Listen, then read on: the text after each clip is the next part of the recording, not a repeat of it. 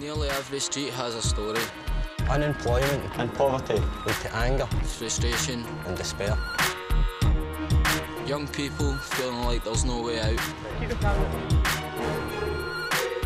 This is a school of hard knocks. It's people like you and it's people like me.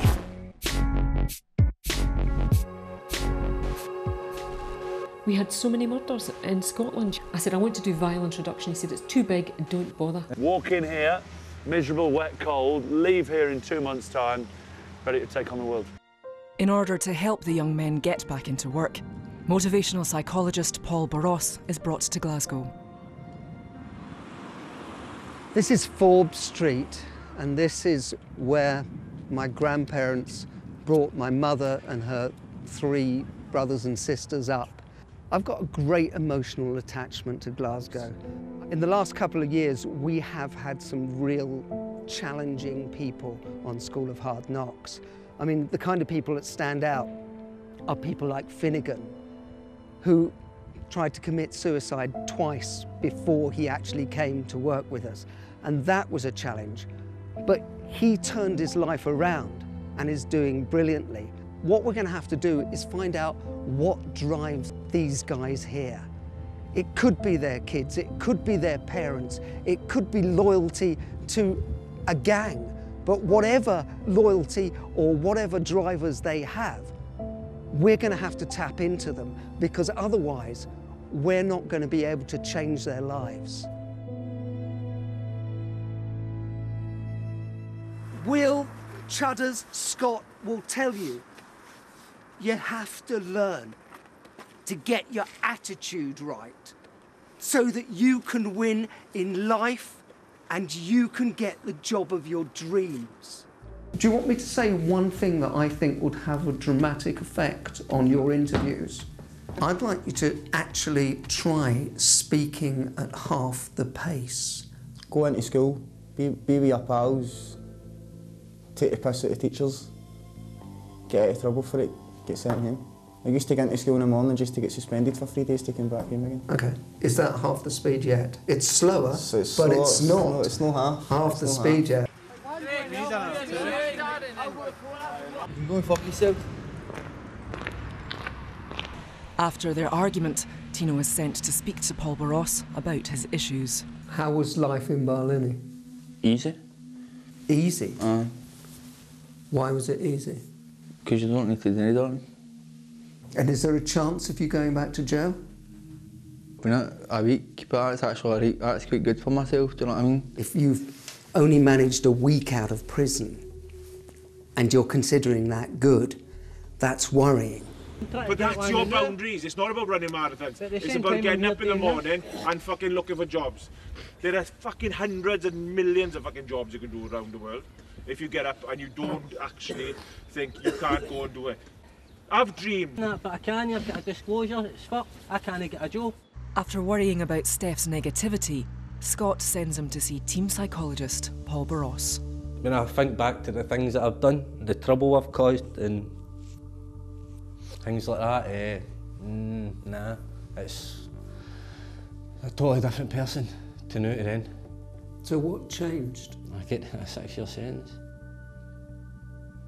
And that gave you presumably time to think, but not everybody in there thinks. Gives you time to think. I'd done positive things with my sentence. I read a lot, educated myself, done as much gym and exercise as I could.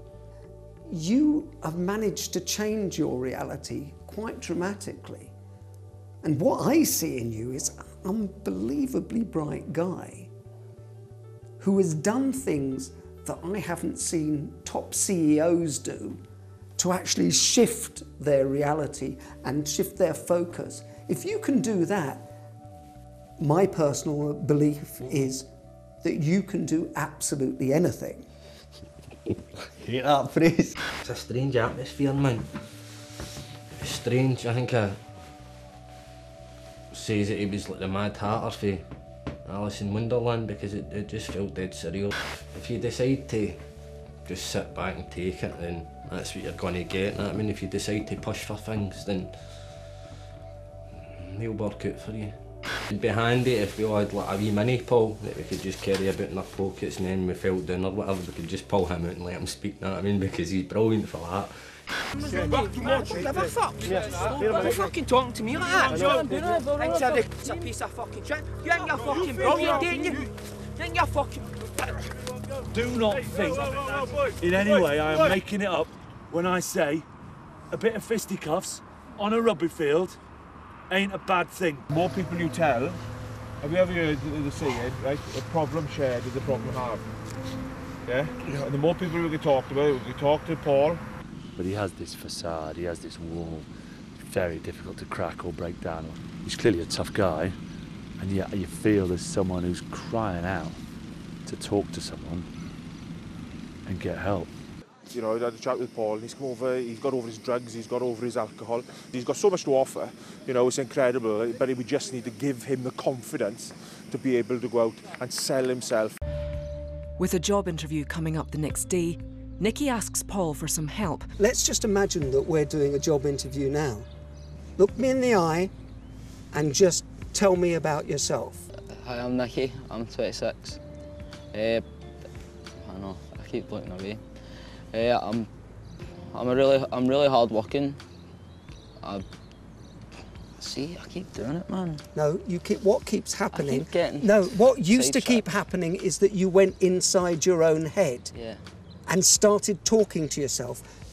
Shut up the voice in your head. What I'm going to do now is you're going to talk to me while I just tap your knee, okay? And the more I tap your knee, the more you can just talk normally. So just keep talking. Right. My name's Nikki. I'm really hard working. I put my all into everything I do. I don't like giving 99%. I always want to give 100%. How brilliant was that? This, I believe. This is the real you, and I know you're going to do brilliantly. Just believe it. Looking out at you today, I can tell that you're ready. You really are. When you pitch up to those employers, those potential employers out there today, you know that you never get a second chance to make a first impression.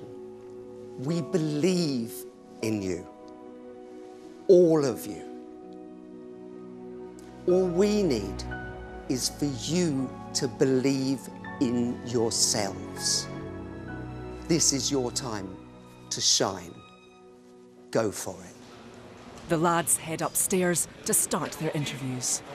To see what started off as a disparate bunch of guys who actually really didn't have too much hope, to these guys who everybody was commenting on how good they looked, how confident they looked, how they kept eye contact, is an astonishing journey. These guys, I think, have come further than any group we've ever had at School of Hard Knocks. How's this experience really been for you? Fantastic, Paul. Fantastic, Paul. Fantastic. What a journey. What a journey, you know. And being able to bring in a proper wage again, I think that's the main thing, though. I mean, being able to provide for my family, that's what it's all about. This has definitely brought people out of comfort zones, and they've stuck everybody together, and we've got to know each other for who we are instead of where we're from. It's brilliant. It's just good feedback everywhere. I'm enjoying it. Magnifique day, and I think I have one of the good day of my life today, and thank you very much. God bless. I mean, really, oh my God, you know. I don't know if when I go out of here, I scream on the road there. Ah! Since the show, everything's just went from strength to strength. I've got a really good job. I'm back with my wee girl's mum. Me and her are making a real go at it, so I couldn't be happier right now. Bang! Puts him on the deck, goes down and goes. 3 months ago, I'd say I was in a hole, living on job seekers allowance. It feels good, really good to be back in work after being out of work for so long. Happier than I've ever been. It's odd at the School of Hard Knocks, every bit of it, because these guys helped me. Nah, it's changed my life, man. Definitely. I miss it. You know what I mean? I miss it. There's hundreds of people out there like me, but they want to work and they just don't get the opportunity. I'm grateful for the opportunity that I've had. See the day, boys. Every single one of you fights for each other. I'll fight for you. You'll fight for me. Oh my God! Some of these guys didn't have any hope. The change in attitude and personalities. Yeah, it's good. It's good to see. Remember Mr. Men, Mr. Tickle? I'm gonna keep doing rugby and hopefully smash a lot of people around me. Thank you very much. All my heart, from of my heart. Thank you. Thank you. You are now part of this fucking team. You're a part of this family. You will always be a part of this family. Since we finished, I started playing for Alan Glenn's rugby team. Really good group of lads. I'm just loving life at the minute. Everything's going good for me. Job, you know, my rugby, made things up with my dad. So everything's really nice. We're not down here to make up the fucking numbers. We are the school of hard knocks.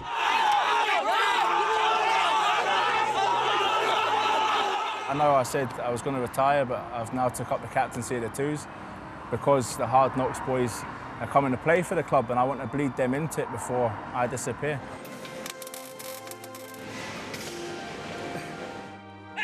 Good noise levels. Good Greg. Good Greg. Good. So thank you very much. All my heart, from of my heart. Thank you. Thank you. You get knocked, cracked, torn, smacked. It's people like you and it's people like me.